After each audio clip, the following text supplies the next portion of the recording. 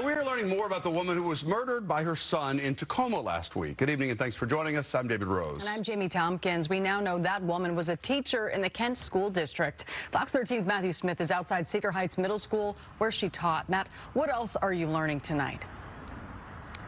Well, Gail Geese had taught here for more than a decade, and she was certainly loved. You can see people have been leaving flowers outside of the school at the sign here.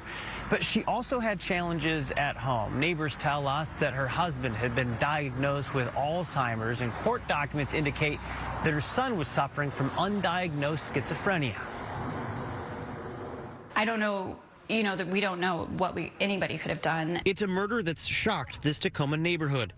The victim, now ID'd as Gail Geese, a 66-year-old teacher who taught here.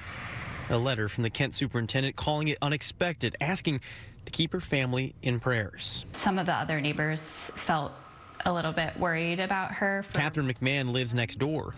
She, along with other neighbors, tell Fox 13 that Gail's son, Michael, was regularly pacing the neighborhood, talking to himself. One of the few times McMahon talked to Michael, she wasn't sure he understood what she was saying. He was obviously suffering from a lot, so I don't know how coherent he actually was. In court documents obtained by Fox 13, investigators say Michael claimed he had to, quote, pop the robot's head off, referring to his mom. He later admitted to stabbing her in the neck.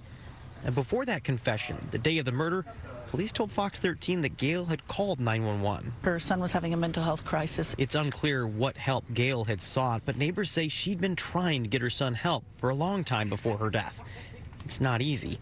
In fact, a state report indicates there's just one mental health provider for every 360 people in our state.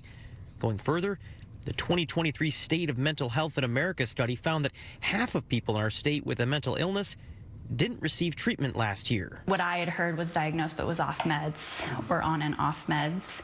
And we kind of, didn't really follow up because everything that Gail was going through with her husband getting Alzheimer's. Now, her husband was not home at the time of the murder. Neighbors think that was due to the Alzheimer's diagnosis. As for Michael, the court documents indicate that he was being thrown out by his mother, and he was upset because he had dealt with homelessness and struggled with drugs in the past. And tonight, I had a chance to talk with a psychiatrist who said that it's not certain that the mental health crisis that the state faces plays into this, because he noted when it comes to things like schizophrenia, sometimes people don't want help or they don't believe that they need help. We're digging deeper into that on our website. That's at fox13seattle.com. We're live here in Covington.